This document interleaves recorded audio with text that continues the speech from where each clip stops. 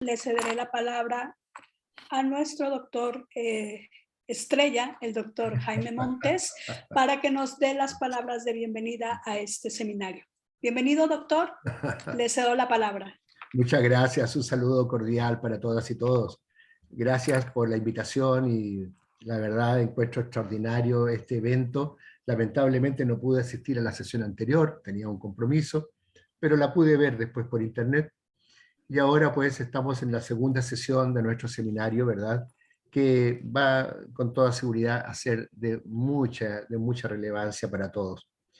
Desde la Cátedra Internacional de Interculturalidad y Pensamiento Crítico y el programa de postdoctorado de la Universidad Mesoamericana, un saludo cariñoso a todas y todos y muy bienvenidos. Así es que, Marcela, le dejo con la palabra. Muchas gracias.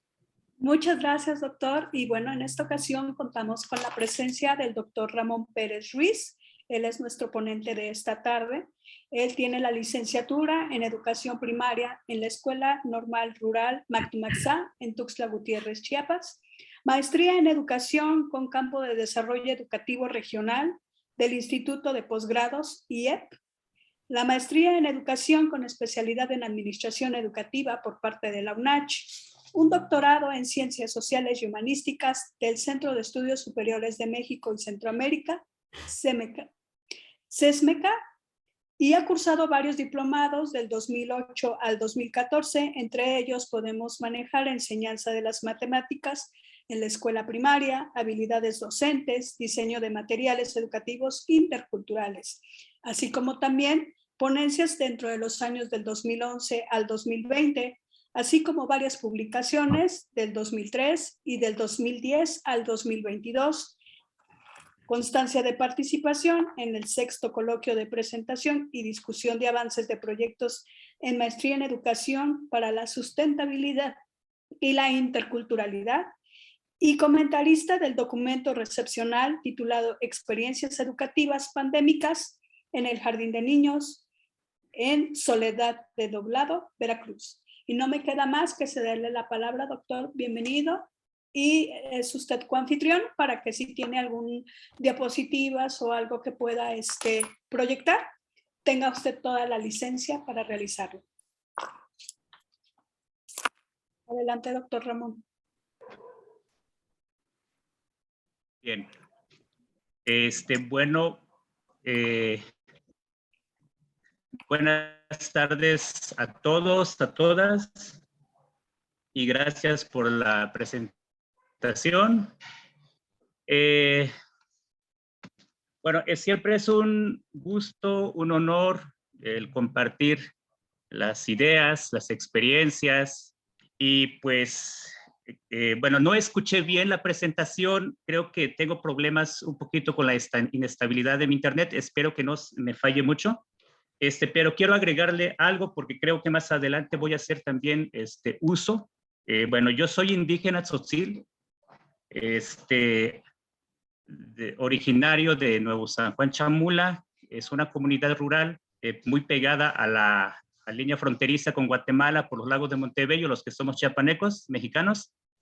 Bueno, es una comunidad que está pues prácticamente a 3 horas de San Juan Chamula, que está por los lagos de Montebello, perdón, por San Cristóbal de las Casas.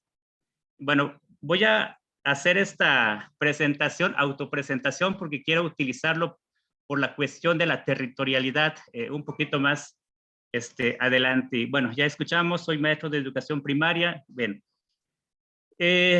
quiero ubicar mi presentación, el trabajo que les voy a presentar el día de hoy bajo para mí tres temas que me son relevantes como educador y como indígena en este caso.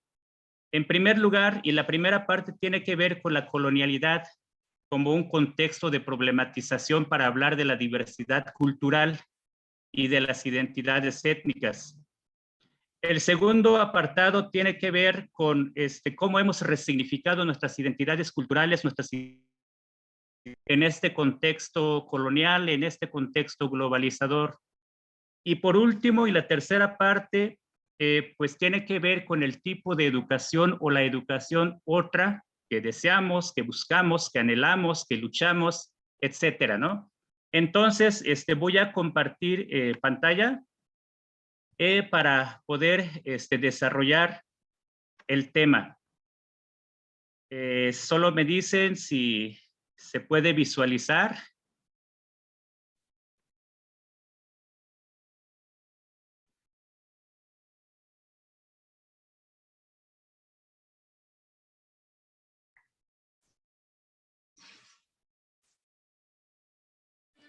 No se ve nada aún. Me parece que se congeló su imagen un poco. Sí, no se observa nada y sí se congeló la imagen del doctor Ramón.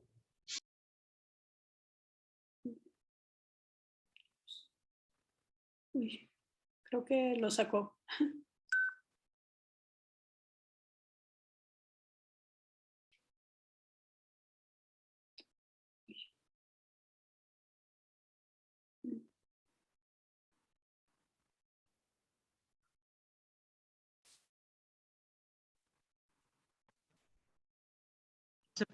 No se puede ver la diapositiva. Más bien como que se congeló la imagen y ya lo perdimos, pero ya lo recuperamos. No sé si quiera intentarlo de nuevo. Ah, bien. O si no, pues lo hacemos de como nuevo. charla únicamente. Ahora Ajá, sí ya, al parecer ya. Al parecer ya da. ¿Se ve la diapositiva? Ahora sí ya, ¿Se sin ve la problema. diapositiva, perdón? Sí, Sí. ya, muy bien. Perfecto. Perfecto. Ya se ve. Espero que no me dé mucha lata de internet. Muy bien, gracias. Bien. Bien. Bueno, son tres conceptos muy grandes para mí. Creo que hay muchas perspectivas de análisis cuando hablamos de colonialidad, de diversidad cultural y educación. Bueno, la imagen que ven en la pantalla, pues es un altar maya que tiene que ver con este concepto de diversidad cultural. Estamos en una escuela que tiene que ver con la cuestión de la educación. Y si alcanzan a ver, hay una cruz en el centro del altar que tiene que ver con la cuestión de la colonialidad. Y esos son algunos de los puntos que voy a hablar más adelante. Bueno, aquí quiero comenzar con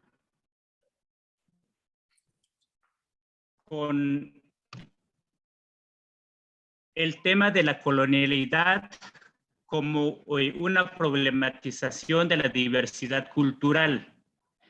Bueno, aquí hay otra imagen, lo tomé de un libro que se llama Sobre la invención de América. Es un libro de José Rabasa, donde vemos la imagen que es representada sobre el concepto que se tiene de los pueblos originarios durante la conquista, en este caso. Bueno, es una imagen que, bueno, América, según la historia, fue, digamos, descubierta por los primeros hombres y mujeres hace más de 10,000 años, pero la imagen, me viene la imagen de los homínidos atrás, pero sin embargo es la representación que se tiene o que se sigue teniendo o que se tuvo sobre la cuestión de la diversidad cultural en tiempos de colonización. Bien, las primeras palabras que estamos viendo sobre modernidad y posmodernidad, quiero empezar aclarando esta cuestión. Sé que en América, bajo esta cuestión eurocéntrica, pues se nos viene o se nos da esa palabra de modernidad y posmodernidad, más bien como conceptos eurocéntricos, porque en América Latina es más propio hablar no de modernidad, sino de colonialidad, no de posmodernidad, sino de neocolonialidad. Entonces creo que es necesario ir haciendo esta distinción conceptual entre cuáles son los territorios de aplicación, digamos, de estos conceptos. Pues, insisto, en América Latina, desde mi forma de entender, hablemos de colonialidad y hablemos de neocolonialidad, que es lo que voy a desarrollar más adelante. Bien, quiero empezar con la metáfora de esta imagen. Bueno, entendemos que desde tiempos coloniales y sobre el concepto eurocéntrico que se nos impone en América Latina y sobre los pueblos originarios, tiene que ver con este concepto inferiorizador de la idea de raza. Se habla de la salvajización y el racismo eurocéntrico colonial. Y sabemos que la salvajización y la barbarización del indio es algo, bueno, se escribió como algo natural. Aunque la palabra barbarización se usaba desde la antigua Grecia para distinguir al no griego que entraba en el territorio griego, pero no era un concepto inferiorizador en este caso. Más adelante, el concepto de lo bárbaro se traslada a la Europa medieval, interiorización de pagano, de incivilizado, etcétera. Entonces, es un concepto que se traslada a América justamente para hablar de la colonialidad del poder y como una jerarquía racializada. Es decir, los blancos europeos eran los superiores y los demás colores eran los inferiores, ¿no? Por otro lado, se habla también de este racismo científico que de algún modo naturaliza las jerarquías raciales entre los blancos y los no blancos. Por eso lo indio y lo negro pues eran vistos como inferiores en este caso, ¿no? De algún modo convergen también las ideas del progreso social, las jerarquías raciales y esta cuestión del darwinismo biológico y cultural que de algún modo vino a reconfigurar la idea y a fortalecer la idea de que hay hombres y mujeres superiores, pero también hay hombres y mujeres inferiores y por lo tanto en términos del darwinismo pues tiene que ver con la supervivencia del blanco y pues literalmente la desaparición de los no blancos en este caso. Bien, ¿qué es lo que se quiere con el colonialismo? Con el colonialismo, pues el colonialismo tiene que ver con este cuestionamiento de imposición del dominio sobre el presente y futuro de un país dominado. Dice Frantz Fanon, pues es la posibilidad de mantener a un pueblo entre las garras y vaciar el cerebro del nativo.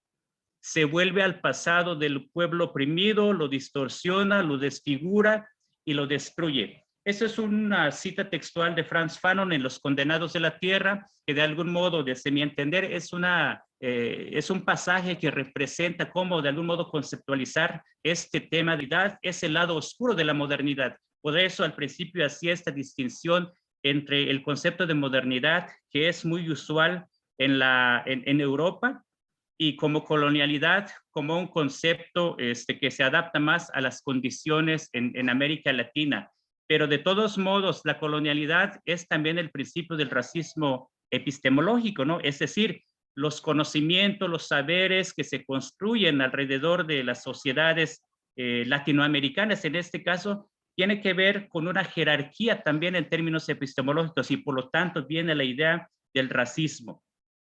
Ahora, pues aquí hay otra cuestión que me parece central y de algún modo tiene que ver con el concepto de educación que nosotros manejamos en México y en muchas partes de Latinoamérica.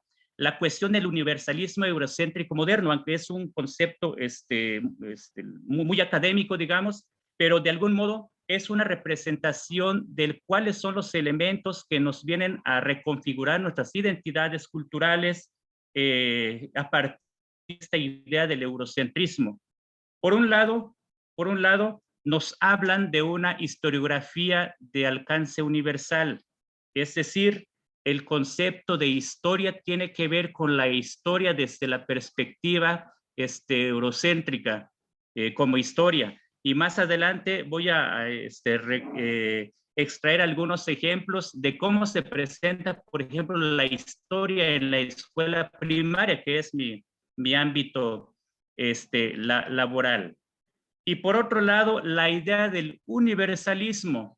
El prefijo uni, pues ya nos dice muchas cosas sobre la unidad, no la pluralidad, sino es la universalidad de la razón, la universalidad de las ideas, la universalidad de la forma de entender la vida, de vivir la vida, y no tanto la pluriversalidad de las ideas o de las cosas. Eso es una perspectiva eurocéntrica que de algún modo prevé también la uniformización de la razón.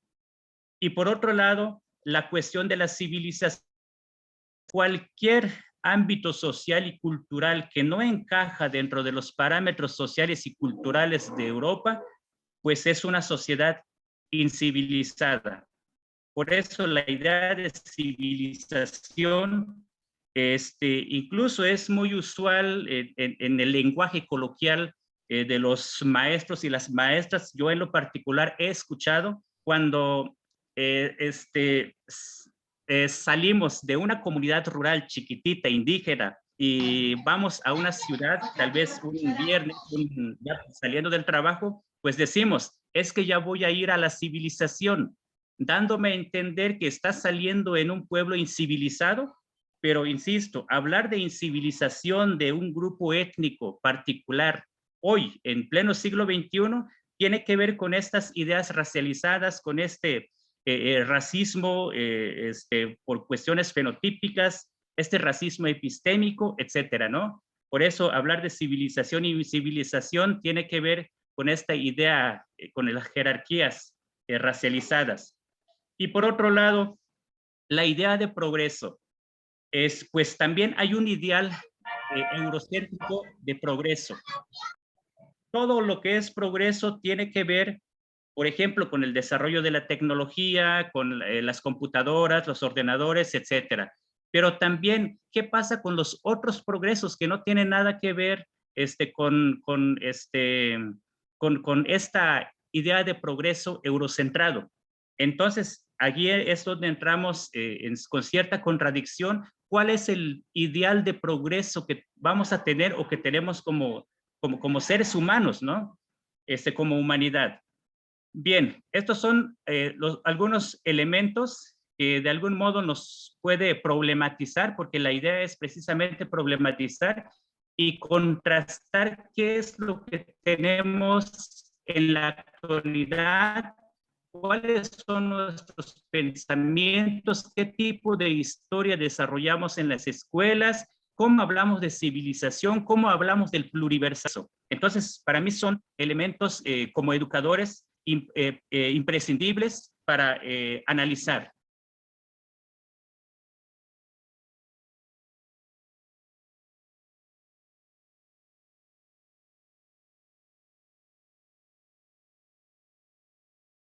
Se congeló y el sonido también se fue.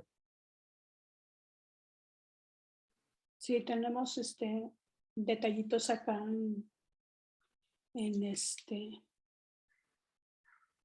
a ver, vamos a esperar unos... Controles técnicos, ¿verdad? Los gajes del oficio del internet. Así es. Sí, creo que lo perdimos un poco. Entonces, lo que podríamos hacer en lo que vuelve, esperando que así suceda, de lo que lleva el doctor como presentación, ¿alguien gusta comentar algo? Ya regresó. Entró. Ahí entró. Para que sea un poquito mejor la conexión, podría deshabilitar su video. Ajá, y mejor que lo platique. Deshabilite su video para que solo se le escuche el audio, maestro. Y con eso no perdamos conexión. Bueno, bien, voy a tratar de ya no compartir pantalla. No sé si eso debilita mi conexión. No voy a compartir pantalla, lo vamos a hacer platicadito. Ojalá mejore, ese es lo que queremos, ¿no? Adelante, bien. Entonces. A ver, ¿dónde me quedé? Bien.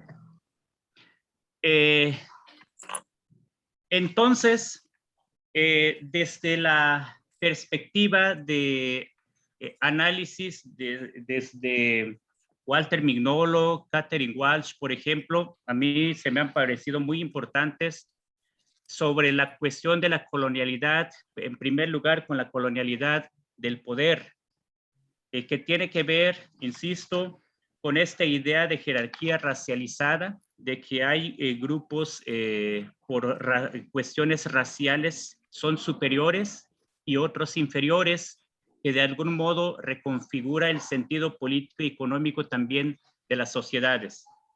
En segundo lugar, la colonialidad del ser, que tiene que ver con la dominación y la conquista de las subjetividades, nuestras formas de pensar, nuestras formas de ser, el control de la sexualidad, los roles de género también tienen que ver con esta colonialidad del ser.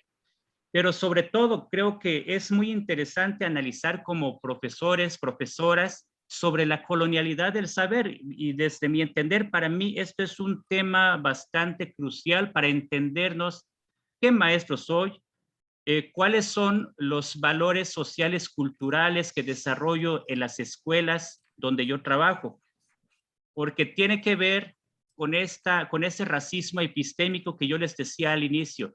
¿Qué tipo de saberes, qué tipo de conocimientos construimos con nuestros alumnos en las escuelas?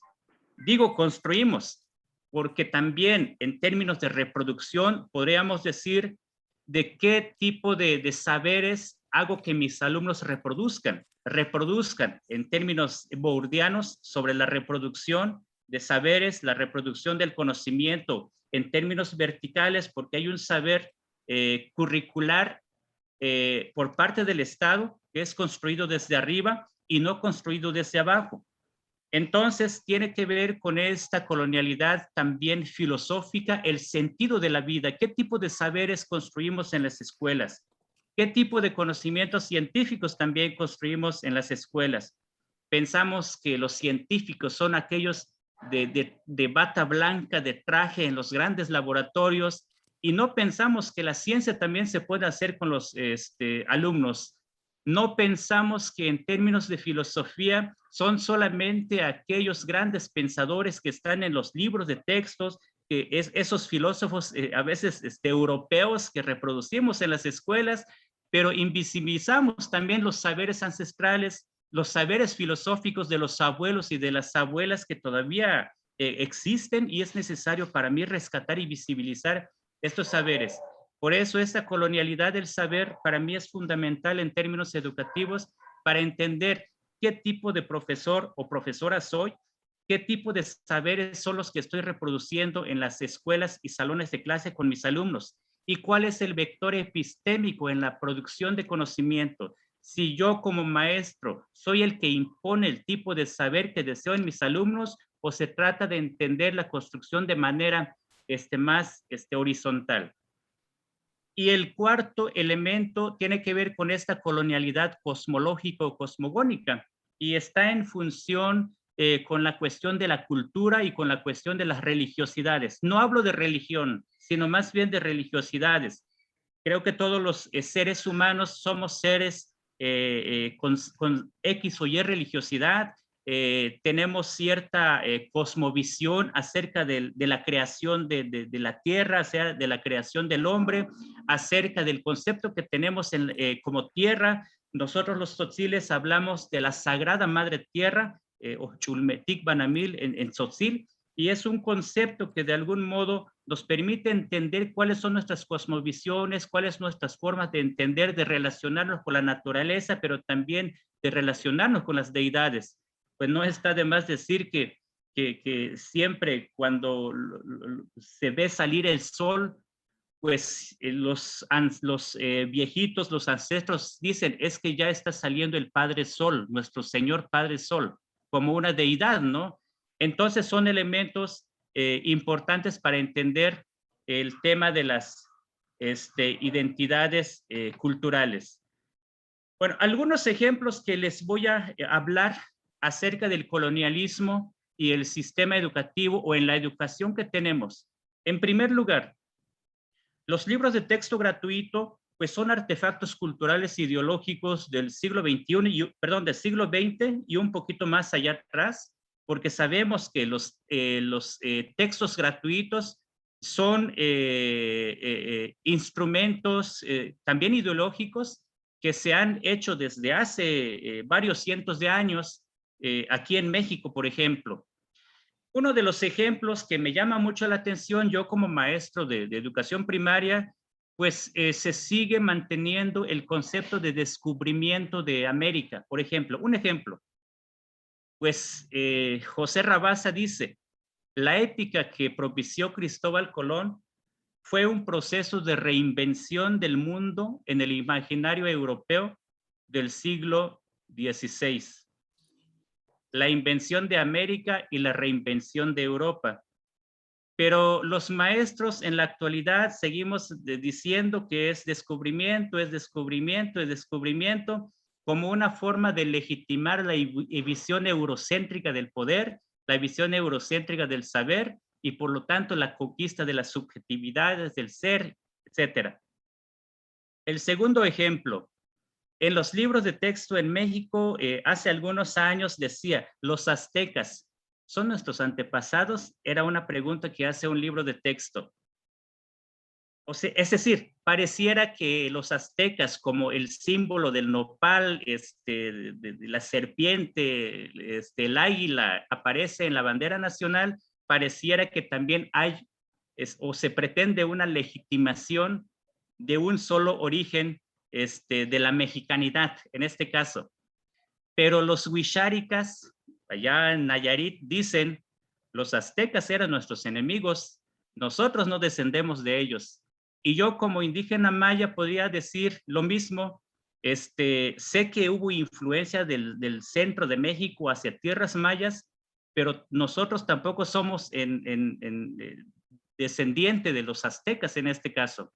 Entonces, en términos de diversidad cultural, creo que se pretende esa visión de nación bajo un origen, bajo una visión de construir sociedad y de construir y cultura. Por eso también se habla de unidad nacional, se habla de cultura nacional, se habla de identidad nacional, aunque el concepto de lo nacional tiene que ver con esta uniformización de las visiones sobre en aspectos sociales, políticos, culturales en este caso.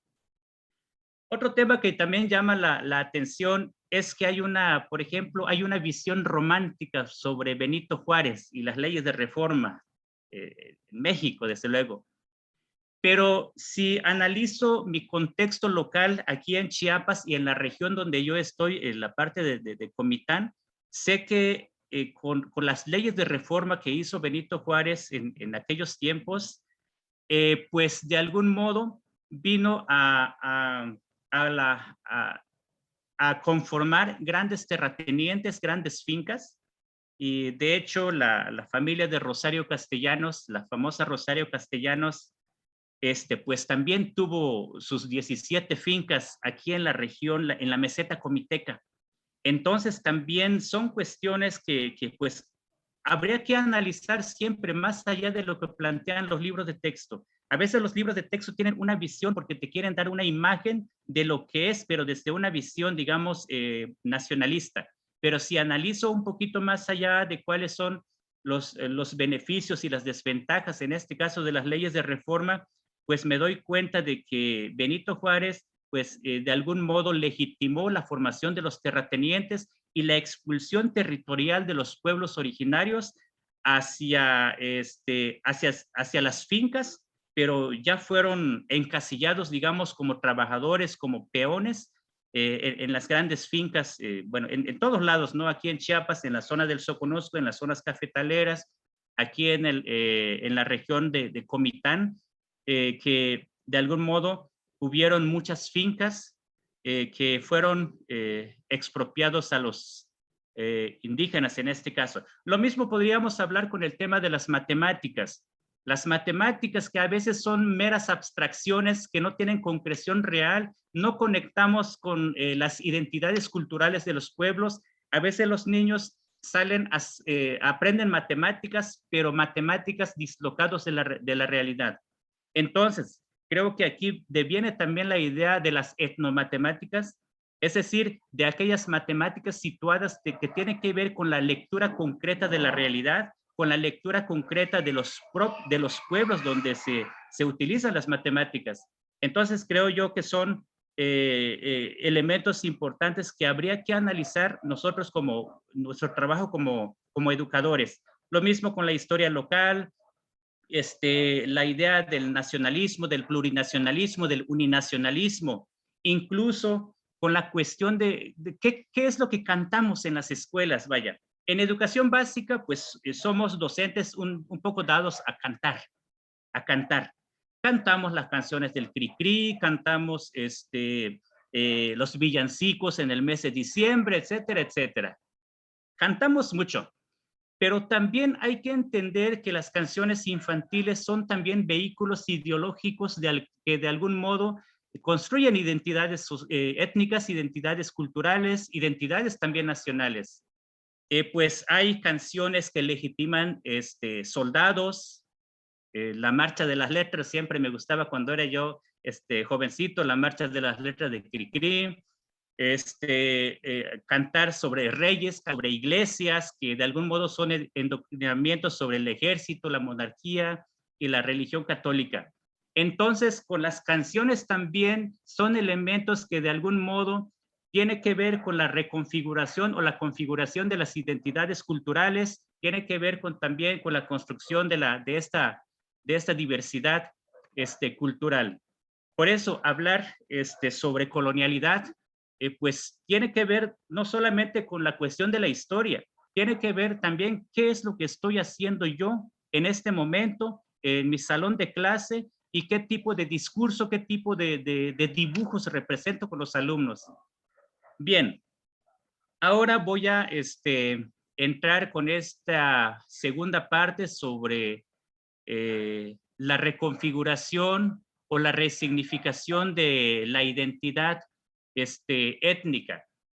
En primer lugar, el término identidad, pues es un trabajo que ha sido analizado desde el psicoanálisis, desde la psicosociología, la sociología, la antropología, etcétera.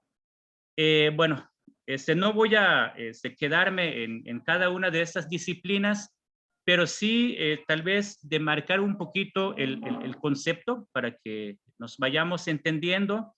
Y aunque sé que hay distinciones entre un concepto que dice la sociología, lo que dice la antropología, tal vez vale la pena recapitular un poquito ambos, porque creo que para mí son muy importantes para entendernos sobre cómo se reconfiguran o se resignifican las identidades étnicas en este caso. Desde la sociología, pues tiene que ver con esta cuestión de la construcción de las identidades, pero desde el punto de vista de las relaciones sociales que establecemos los seres con nosotros mismos y con los otros, con la otredad. Por eso, dice un sociólogo, la identidad pues es el conjunto de repertorios culturales interiorizados a través de los cuales los actores sociales demarcan sus fronteras y se distinguen de los demás actores en una situación determinada. Todo ello dentro de un espacio históricamente específico y socialmente estructurado. Una comunidad, por ejemplo. Desde la perspectiva antropológica, pues dice, la identidad es un proceso que surge de la cosmovisión particular del grupo de origen. Subrayo aquí el concepto de cosmovisión. Por lo tanto, para hablar de la construcción de las identidades, es necesario referirse al proceso de construcción de la persona tal como se registran en los espacios étnicos. Bueno, eso es una conceptualización de la identidad desde el punto de vista de la antropología. Pero también llama mucho la atención que, como ya mencioné hace un momento, pues también hay una dimensión política de la identidad. Hay una dimensión ideológica de la identidad. Y por lo tanto, una identidad también es una construcción ideológica histórica, contingente, relacional, y eventualmente variable, dice un antropólogo, que tiene que ver con los referentes culturales que nosotros interiorizamos para construir nuestra identidad como persona. Pero nosotros nos construimos como persona no por mí mismo, sino en relación con los demás, con mi entorno social, con mi entorno cultural, con mi entorno ambiental. Entonces, son elementos básicos para entender por qué hablamos de identidades culturales o de identidades étnicas. En su sentido relacional, pues entendemos que las identidades solamente se construye bajo interacción con los demás, con los otros. Por eso se habla de lo relacional, pero depende también de las situaciones de cada contexto, lo situacional. Y tiene que ver, insisto, también otro elemento con la cuestión cultural. Yo, tzotzil, ahora sí voy a hablar un poquito de mi yoidad, dijeran por ahí. Yo, tzotzil de Nuevo San Juan Chamula, no puede ser la misma construcción que un tzotzil de allá de los Altos de Chiapas. Son diferentes espacios, son diferentes escenarios, son diferentes procesos sociales, culturales y políticos que se generan en dichos ambientes. Y por lo tanto, yo soy distinto al tzotzil de Nuevo San Juan, al tzotzil de San Juan Chamula en este caso. Uno. Dos, tiene que ver con la cuestión del territorio. El territorio es fundamental, aunque también se puede entender desde diferentes lados. Si incluimos al territorio dentro del concepto de identidad, el problema es que podemos excluir están en el territorio. Tzotzil, por ejemplo, o maya.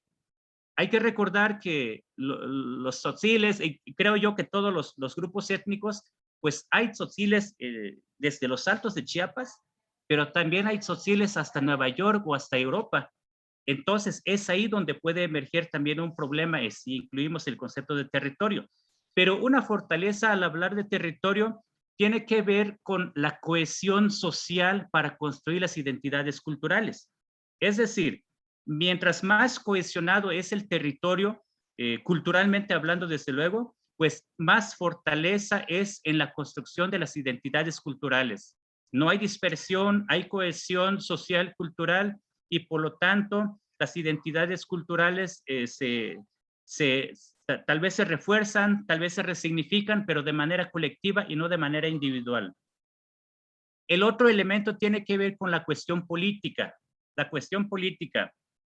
Un sociólogo habla de las políticas de identificación, Es decir, el Estado-nación sabemos también que tiene interés en el control de las identidades, Aquí hay un texto que quiero leer, creo que todavía tengo tiempo. Quiero leer un ratito. Dice, en las sociedades modernas, el Estado se reserva la administración del poder, para lo cual establece una serie de reglamentos y controles. Incluso se puede decir que el Estado tiene una verdadera obsesión por el control de la identidad de sus ciudadanos, llegando en ocasiones a fabricar documentos de identidad infalsificable. Lo malo está que el Estado tiende a la monoidentificación. Hasta ahí cierro esta cita textual de Gilberto Jiménez, por si alguien quiere consultar. Pues esto llama la atención. Por eso digo, las escuelas también pueden concebir como políticas de identificación, como políticas culturales que tienden a la producción de identidades nacionales, por ejemplo, de identidades culturales. Por eso para mí es importante esta visión política cuando hablamos de identidad. Y al final tenemos esta perspectiva ideológica, que la identidad también es proceso ideológico, es un proceso ideológico. Y conjuntamente con estas políticas culturales, el Estado que administra la identidad, pues las escuelas, siento yo que también son instituciones que legitiman, reproducen y producen también identidades culturales acordes a la visión del Estado-Nación.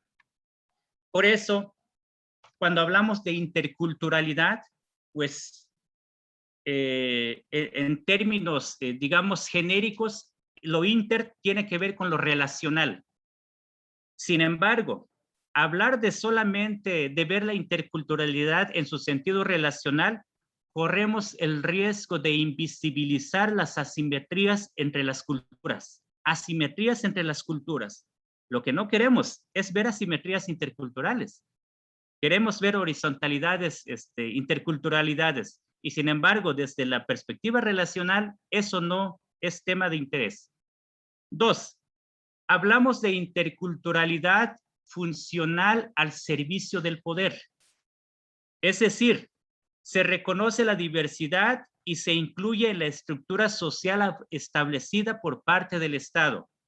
En otras palabras, yo Estado, lo que yo hago es, pueblos originarios, vénganse de este lado porque aquí está lo mejor, mis políticas son las mejores, lo que están haciendo ustedes no es lo correcto, vénganse de este lado.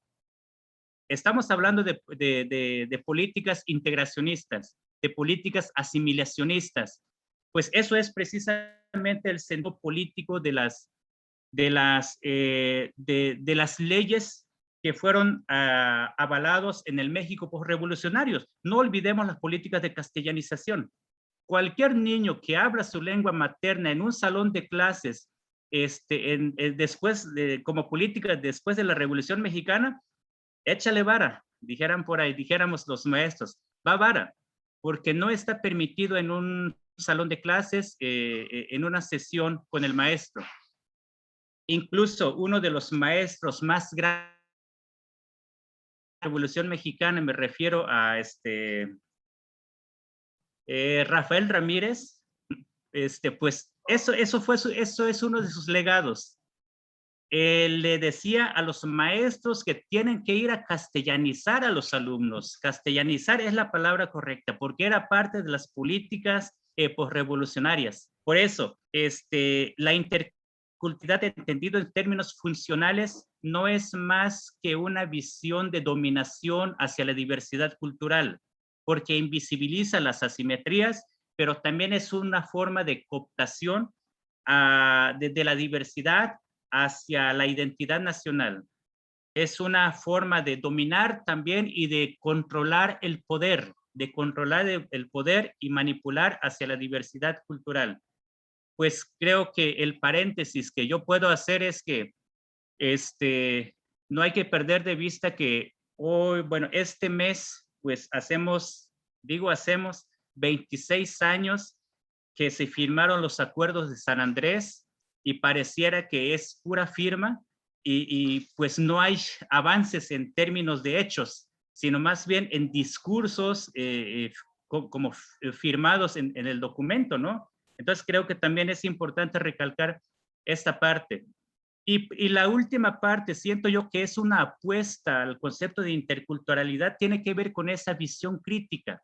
Es decir, entender que hay un problema estructural colonial, racial también, que busca las relaciones de poder. Por eso para mí la apuesta tiene que ver con esta interculturalidad crítica que pretende visibilizar los problemas de las asimetrías, los problemas de las asimilaciones, sino más bien ubicar a la diversidad cultural en el espacio, en el territorio, en la política, en su filosofía, en su epistemología, como funcionales por sí mismas, pero no por otra, ¿no? Y ya para ir cerrando, yo me gusta mucho esta visión plurinacional, por ejemplo, de Bolivia. Bolivia para mí es un referente muy importante desde el punto de vista de la diversidad cultural, porque Bolivia es un país, es un estado plurinacional. México no somos plurinacionales, somos pluriculturales, pero elevar, digamos, a una categoría plurinacional a un país, creo que es otra perspectiva de análisis de la diversidad cultural. Y la última parte sobre la otra educación que necesitamos. Nos pasamos criticando de que si el conocimiento es un instrumento imperial de colonización, pues fácil, urge descolonizarlo. Pues entonces tiene que ver con las reivindicaciones étnicas, el resurgir, el reexistir y el revivir, dijera Catherine Walsh.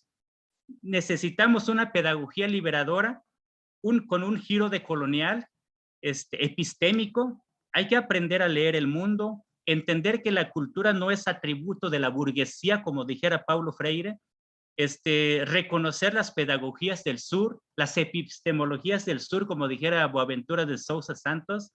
Pues necesitamos una pedagogía que parte de las actividades de la cultura tales como se practican en las comunidades, donde se saca la enseñanza en el aula para producir conocimientos escolares desde las actividades sociales, productivas, de los rituales, de las actividades recreativas de las comunidades.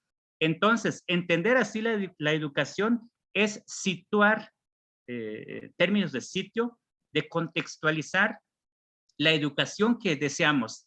El problema es que es más cómodo reproducir los libros de texto que nos da la Secretaría de Educación Pública. Es más fácil reproducir el currículum formal que manda la Secretaría de Educación Pública. Sabemos con esta política de la 4T, pues igual han sido invisibilizados los maestros en la construcción y en el diseño curricular.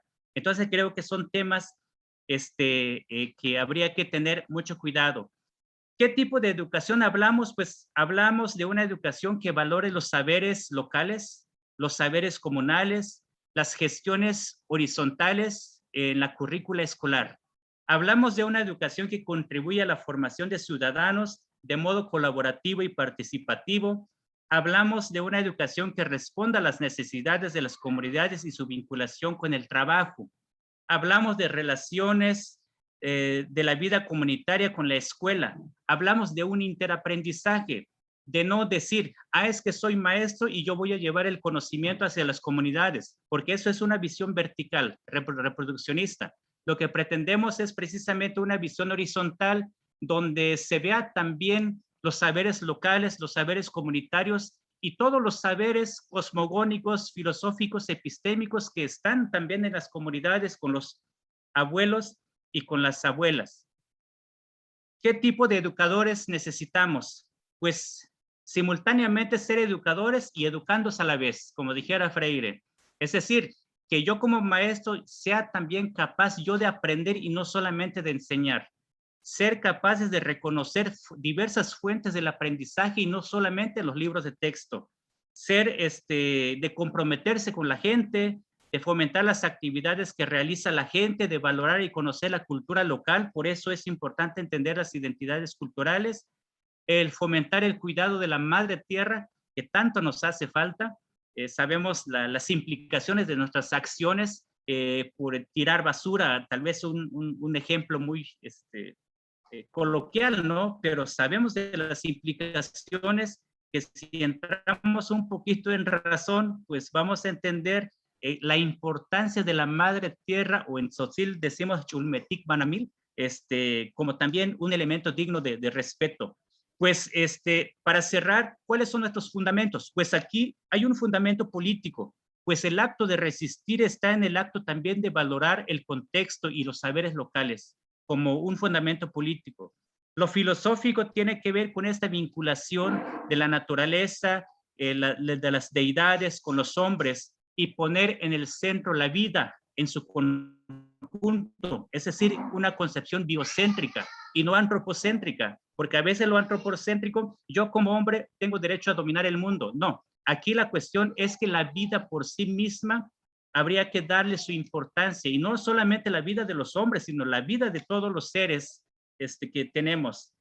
Un fundamento epistemológico, porque el origen del conocimiento está también en el sur, no solamente en el norte imperial, en términos metafóricos, en términos de los colonizadores, también está aquí en el sur y se construye entre todos, es decir, es interaprendizaje. También hay un fundamento pedagógico que acompaña el desarrollo del niño a través de procesos de interaprendizaje entre profesores, entre educandos, entre madres y padres de familia y todos los actores sociales que puedan involucrarse en el campo educativo.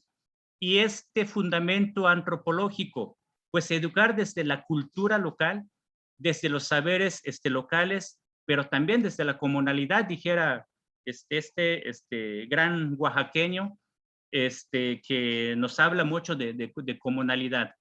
Entonces son algunas de los fundamentos, de las aportaciones y de las visiones de otro tipo de educación que tratamos de buscar, tratamos de construir, incluso nosotros también como maestros, maestros en disidencia, también hay una aportación que también pretende construir otro tipo de educación, un currículum crítico a partir de una planeación crítica, de una educación que abone en la liberación de los hombres y de las mujeres.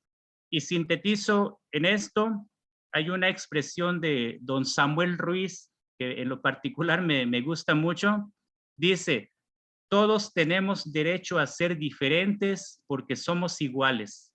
Todos tenemos derecho a ser diferentes porque somos iguales. Pues les digo, Colabalik, muchas gracias por escuchar. Gracias, doctora Marcela, le paso el micrófono. Muchísimas gracias, doctor. Muchos puntos que sobresalir y sobre todo que ponerle un fino atención, ¿no? Creo que cuando se manejan estos términos de no solo de la colonización, sino esta parte del territorio y ese engranaje que conforma, que podríamos decir colonización, ¿no? Pero hay 1000 puntos y 1000 engranajes que lo conforman y mucho que resaltar, pero también mucho que luchar por salir adelante, ¿no? Entonces tenemos un aplauso por ahí de Graciela Mazón, saludos desde Iguala, ya me la aprendí. También tenemos aquí unos comentarios, en este caso de Luis Rosas Gutiérrez, en donde a la letra dice: muy cierto, doctor, pero así lo mencionan los contenidos de aprendizaje en el programa de estudio de educación primaria y no se hace la aclaración, sino que se trabajan como están formulados. De ahí la importancia de investigar un poco sobre este tema tan importante por la migración, que ese es uno de los puntos que también usted trataba, ¿no? Esta parte de que las pocas oportunidades en un momento dado que las mismas comunidades indígenas no las tienen en nuestro país, buscan esta parte de irse por tiempos determinados, sean 6 meses, 3 años, 1 año, a Estados Unidos sobre todo, para buscar un mejor una mejor vida, llamémosle así, y no solo no solo por la parte de Chiapas.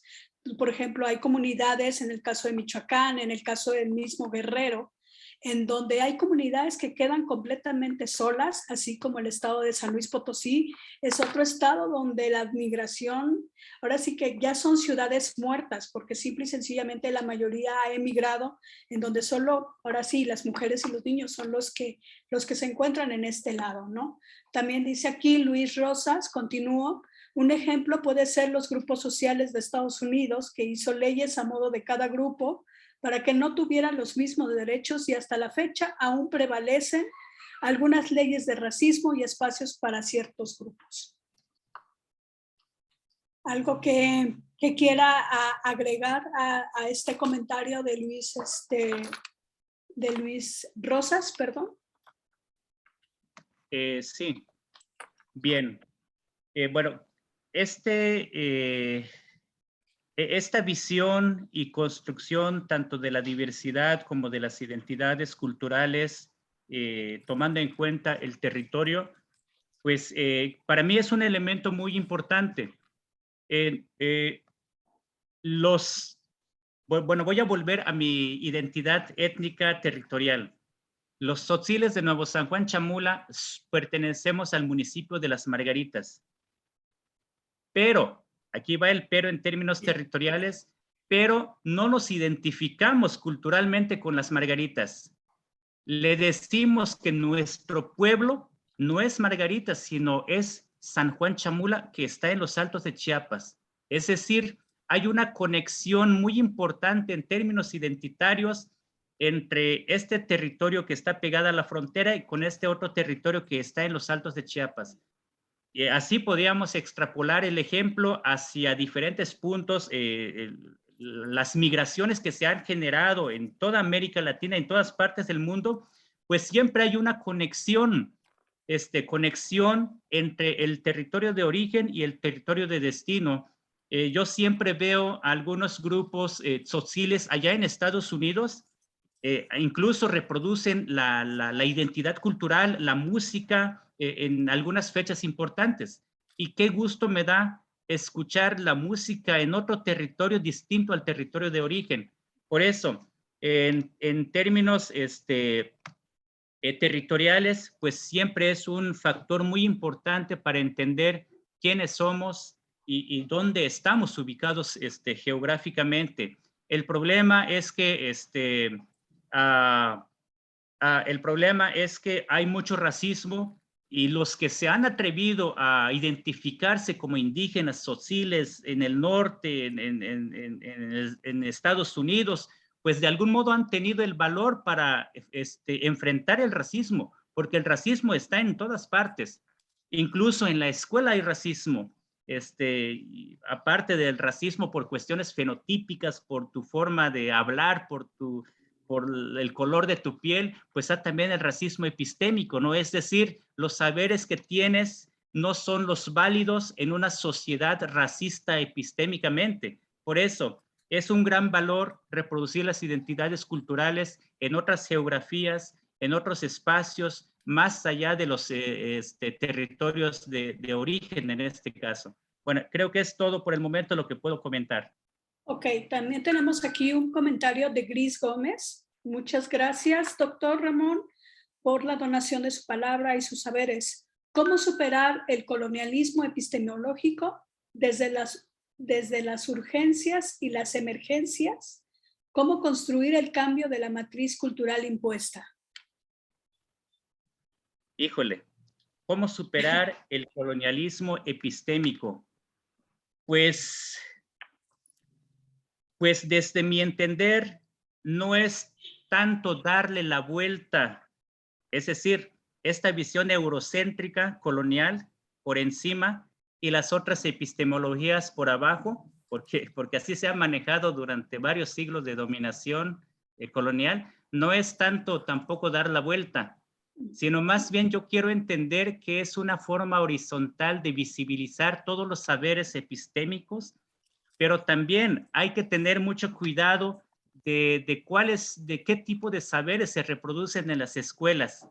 Porque si yo, maestro, inocentemente, vuelvo con mi ejemplo, inocentemente voy a seguir reproduciendo el término de descubrimiento de América, pues de algún modo es una forma de legitimar el poder imperial de Europa hacia los pueblos colonizados. No se trata tampoco de decir, es que no hablemos de intervención europea hacia Abya Yala, ¿no? Sino más bien de entender esa relación horizontal que debe haber entre los diferentes pueblos. Pero sobre todo hay que visibilizar esas asimetrías que existen en las culturas. En las escuelas, en formación cívica, por ejemplo, se habla mucho del respeto a la diversidad, del respeto y tolerancia. Son palabras muy bonitas que se puede entender desde diferentes perspectivas. Y una de las perspectivas tal vez críticas que se puede entender es que con las palabras tolerancia y respeto es una forma de hacer que el oprimido respete y tolere a su opresor. Eso es lo que no queremos. Pero de algún modo tenemos que visibilizar tanto los saberes de Europa, que hay muchos saberes, desde luego que hay, pero también visibilizar los saberes que tenemos. Entonces, para mí es una forma de superar el colonialismo epistémico, de no seguir legitimando solamente el saber de dominación imperial, sino más bien de visibilizar también los saberes que tenemos aquí abajo. Por eso, este libro quiero que muchos ya lo hemos leído en parte, y en la contraportada hay una parte, voy a leer una partecita nada más. Se entiende por epistemologías del sur la búsqueda de conocimientos y de criterios de validez del conocimiento que otorguen visibilidad y credibilidad las prácticas cognitivas de las clases, de los pueblos y de los grupos sociales que han sido históricamente victimizados, explotados y oprimidos por el colonialismo y el capitalismo globales. Siento yo que podría hacer una síntesis de esta pregunta de cómo superar esta colonialidad epistémica. Insisto, tenemos que visibilizar los saberes desde aquí abajo de los pueblos del sur y no solamente visibilizar los saberes de dominación que vienen desde el norte imperial. Ok, muy bien, tenemos aquí otro comentario de Minerva Castellanos Martínez. Dice que como ya decía el Consejo Indígena de Cauca, entendemos interculturalidad como posibilidad de diálogo entre culturas. Es un proyecto político que trasciende lo educativo para pensar en la construcción de sociedades diferentes en otro ordenamiento social. Muchas gracias, doctor Ramón Pérez Ruiz. Muy contenta de escucharlo. Ahora bien, ¿alguien más? Están abiertos los micrófonos por si quiere alguien hacerlo, hacer sus comentarios de viva voz. Adelante.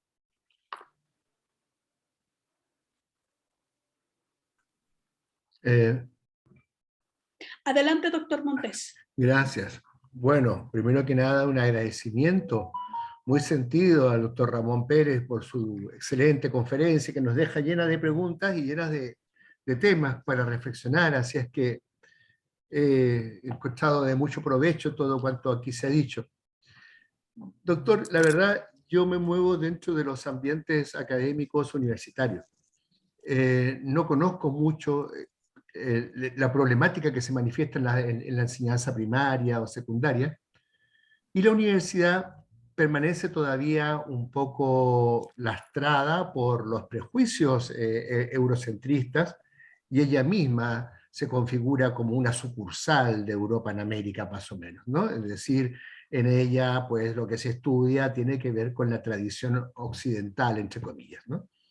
Y por lo tanto es tremendamente difícil cuando esta universidad se propone formar maestros, ¿no? Es muy difícil, digamos, evitar que se recaiga en las viejas tradiciones occidentales, ¿no? En los estudios de la modernidad europea, ¿verdad? En fin. Y desde ahí entonces hay un esfuerzo que hacemos algunos profesores por tratar de abrir una brecha por donde los estudiantes puedan tener también acceso a la diversidad cultural.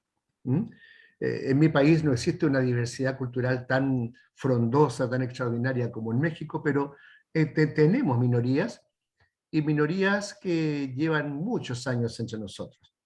Y la verdad es que todavía esas minorías no cruzan los ámbitos universitarios, ¿ya? Por decir algo, es decir, yo llevo 40 años en mi universidad y jamás vi todavía la presencia de un gitano dentro de esta universidad, por decir algo, ¿no? Y siendo que esta es una zona en donde existen todavía mucha gitanería, incluso en su práctica nómade, ¿no? Pero aún así, los estudiantes prefieren mirar el futuro trabajo que van a desempeñar, ¿verdad? Y por lo tanto, entonces tampoco valoran mucho aprender una lengua originaria, ¿no?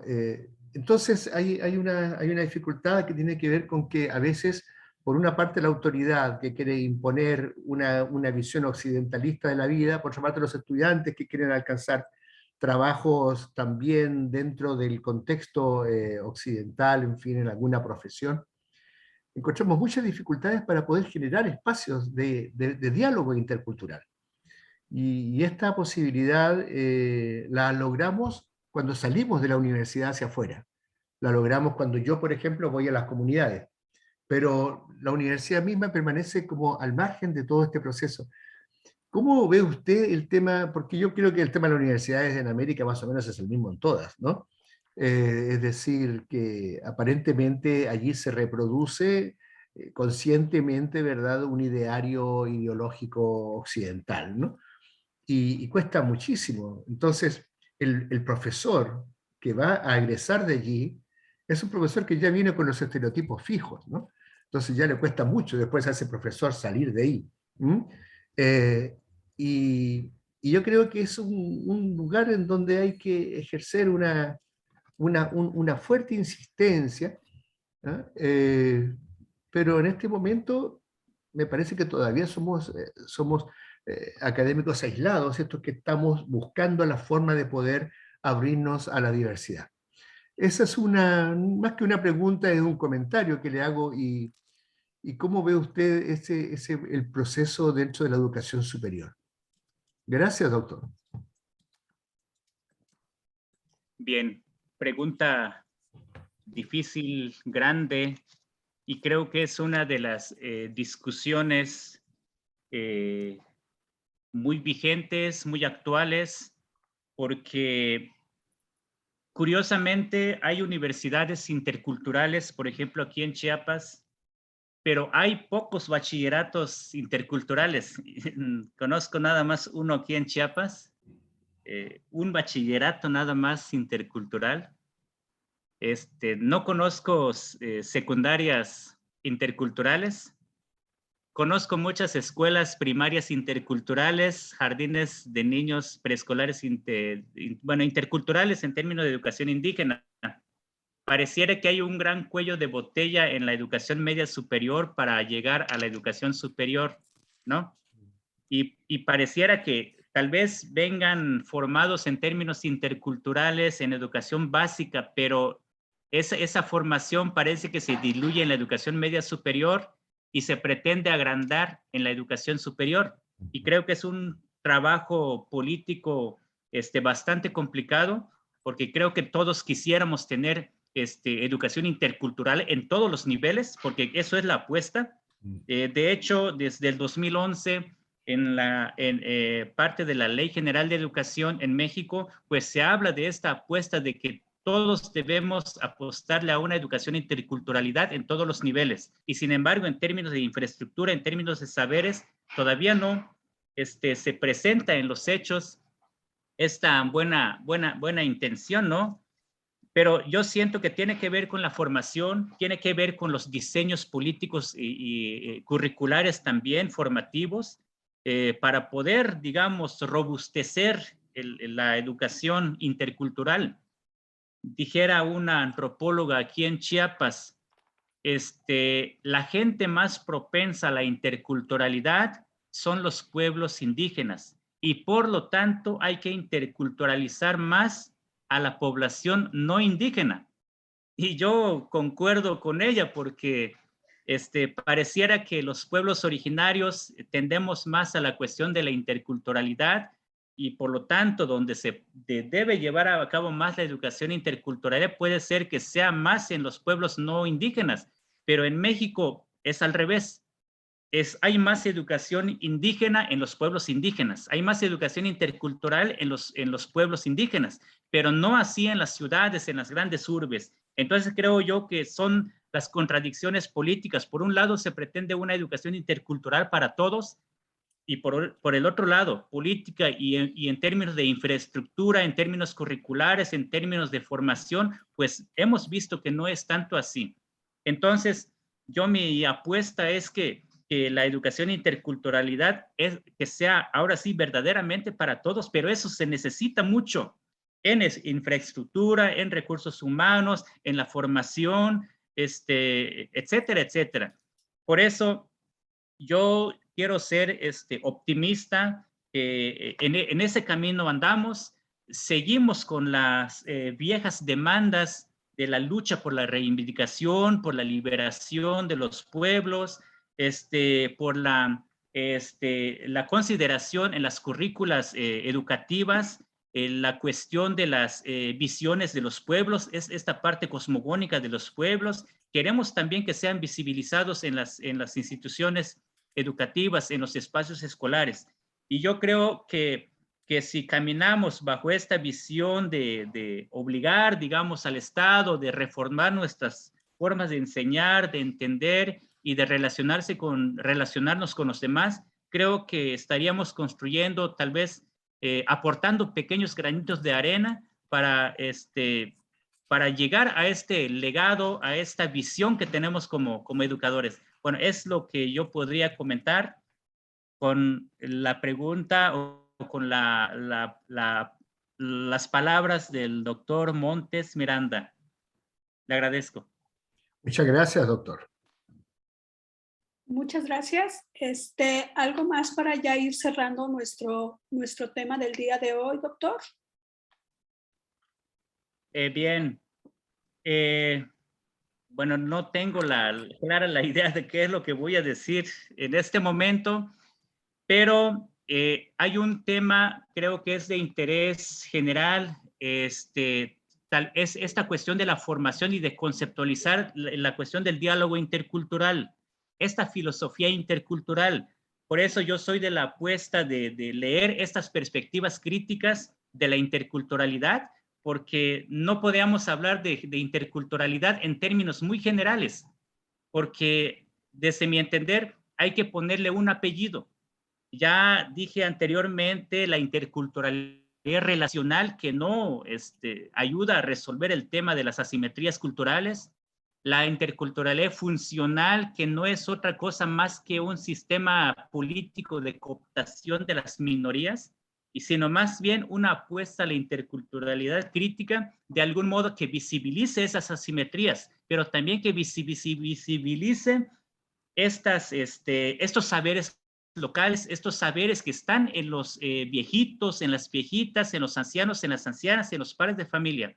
Creo que no estamos en el momento, en términos de diálogos interculturales, de soy maestro, voy a llevar los saberes de los padres no me importan. Creo que no estamos en esta condición en estos momentos. Yo soy de la idea de entendernos como iguales, no por el hecho de que yo sea profesor, tenga el grado de maestría o doctorado, sea superior a un anciano, a una anciana, que sabemos también que tiene un conjunto de saberes construidos históricamente. Entonces, si nos pudiéramos vernos como iguales siendo diferentes, creo que es un buen comienzo para hablar de diálogo e interculturalidad, del diálogo de saberes y de horizontalidad en la construcción de saberes. Es todo. Muchísimas gracias, doctor. Muy interesante este último aporte. Lo que nos hace diferentes nos tiene que unir, a final de cuentas. Creo que lejos de todas las vertientes que existen, vivimos en un mundo globalizado, independientemente desde cualquier trinchera. Y por esa misma globalización nos hace que, a pesar de ser diferentes, tenemos que estar visualizando bajo un mismo sendero, ¿no? Bueno, no me queda más que agradecerle la participación en esta tarde del doctor Ramón, muy nutrida, muy aplaudida todas las explicaciones que nos dio.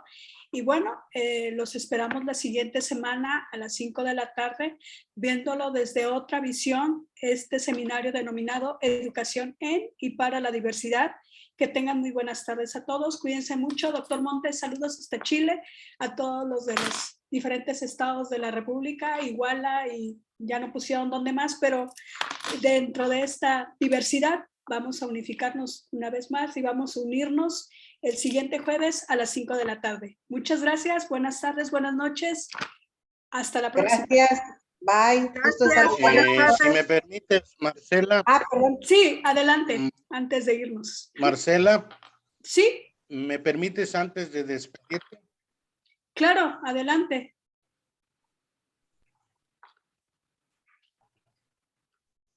No alcanzo a escucharte, creo que mi adelante. Señal está Adelante. Está fallando. Sí lo alcanzo a escuchar, adelante. Bueno, ¿sí me escuchan? Sí, adelante, sí, claro. Sí, usted sí se escucha, maestro. Ay.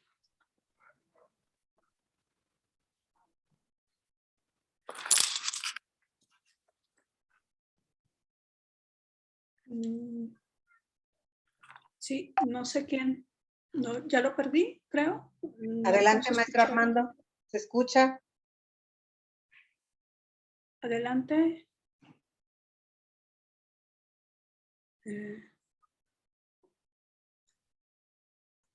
Adelante.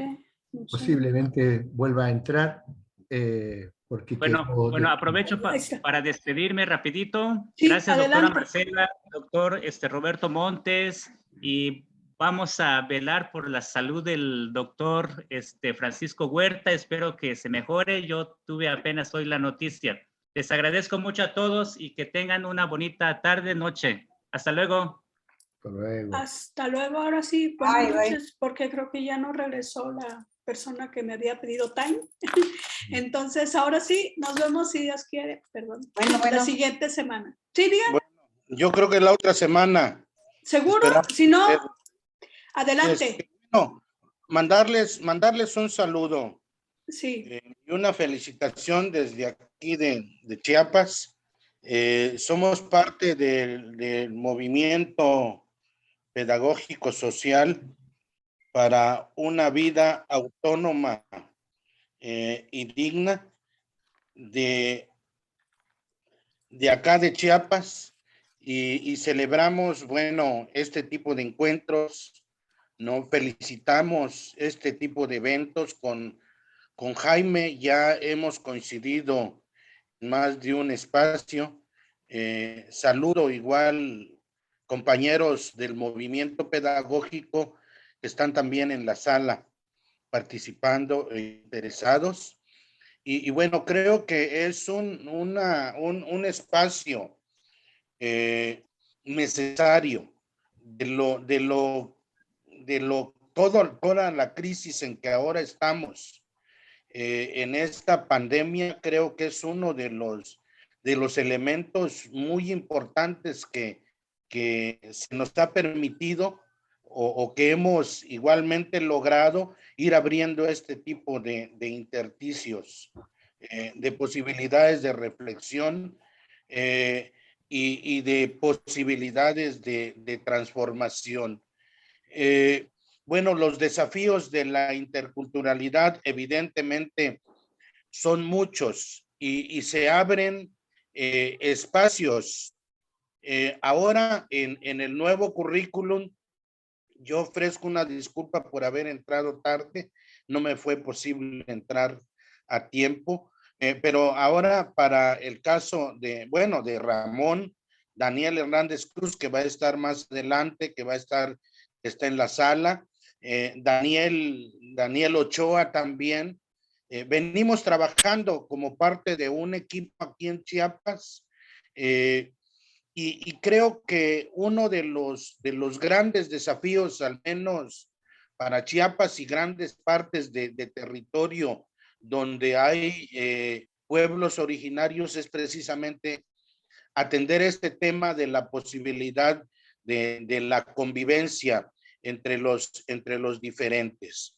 Lo nombraron interculturalidad, ¿no? O es uno de los nombres que se le han asignado. Ramón creo dice que en educación primaria hay educación intercultural en las escuelas. Pues yo tendría igual mis dudas, ¿no? Si en realidad sería interculturalidad lo que se trabaja en las escuelas primarias, aún en la misma Universidad Intercultural de Chiapas, aún en la misma Normal Jacinto Canec, es también intercultural aquí en Chiapas. O sea, el asunto aquí es desde dónde significamos la interculturalidad. Comparto evidentemente muchos de los elementos que propone Ramón, creo era el compañero que estuvo exponiendo, ¿no? Y abrazamos de alguna manera este tipo de propuestas. Entonces yo creo que se abre ahorita una oportunidad en términos en México de planes y programas de estudio. Están proponiendo nuevos programas en el marco de la nombrada cuarta transformación, de la posibilidad de transformación de aquí de México. Y valdría la pena, en el caso de los mexicanos y en el caso de nuestros hermanos latinos, chilenos, argentinos, de otros países, a darle una mirada a los planes y programas que están proponiendo aquí en México. Hay unos espacios, por ejemplo, hay un eje que es trabajar el pensamiento crítico, ¿no? Entonces, aparejado, creo, de la interculturalidad, tendríamos que estar trabajando pensamiento crítico, pero no pensamiento crítico como habilidad de pensamiento, ¿no? Sino pensamiento crítico, pero con territorio, con sentido y contenido. O sea, pensamiento crítico con conciencia social. Entonces, bueno, espero coincide con otro conversatorio que tenemos el próximo, en donde va a estar Daniel Ochoa, y en donde va a estar Daniel Hernández también, que es parte del equipo con el que venimos trabajando. Pero felicitarte, Marcela, felicitar a Jaime, que es hasta donde puedo leerlo ahorita, es un luchador de estos movimientos también, y a todo el auditorio, y esperamos tener próximos espacios. Igualmente nosotros los estaremos invitando y convocando a reflexionar sobre temas relacionados con este espacio. Y el segundo, otro elemento que está colocando el currículum en México es la inclusión o la Inclusión exclusión, educativa. pero desde la decolonialidad. Y a mí me parece que muy interesante que desde el Estado lo estén planteando. Entonces creo que como maestros tendríamos que estar aprovechando esos espacios, esos intersticios que en este caso el sistema educativo te está abriendo como para poder cabalgar juntos allí con los otros hermanos de México y de América Latina. Felicidades, buena tarde, buena semana para todos. Abrazos y agradecido por la palabra. No, de nada. Para eso están estos tipos de conversatorio, para que todos expongan sus ideas, sus comentarios, y a final de cuentas sirve para ir nutriendo y ir fortaleciendo este caminar de esta diversidad en la educación, en términos, como bien comentaba, tanto de inclusión como de programas de innovación, porque también están las tecnologías de información que ahorita han sido un boom a raíz de lo de la pandemia, y que le ha dado un giro al 100% de vernos ahora todo por computadora y tener esa cercanía con esa que la comunicación y lógicamente, perdón, por la tecnología, nos ha hecho este acercamiento, ¿no? Que pudiera ser inverosímil, pero que ahora nos vemos y compartiendo no solo el vernos a lo mejor por pantalla, pero sino ir compartiendo las ideas para ir fortaleciendo nuestro mundo. Les agradezco a todos nuevamente. Nos volvemos a ver la siguiente semana a las 5 de la tarde y aquí los esperamos en nuestro tercer día de seminario de educación en y para la diversidad. Excelente tarde, noche para todos. Cuídense mucho. Bye. Gracias. Hasta luego. Gracias. Saludo, doctor Armando. Un abrazo. Saludos, amigo. Que esté bien. Cuídense. Cuídense todos, todas. Aló, Canon Caballero.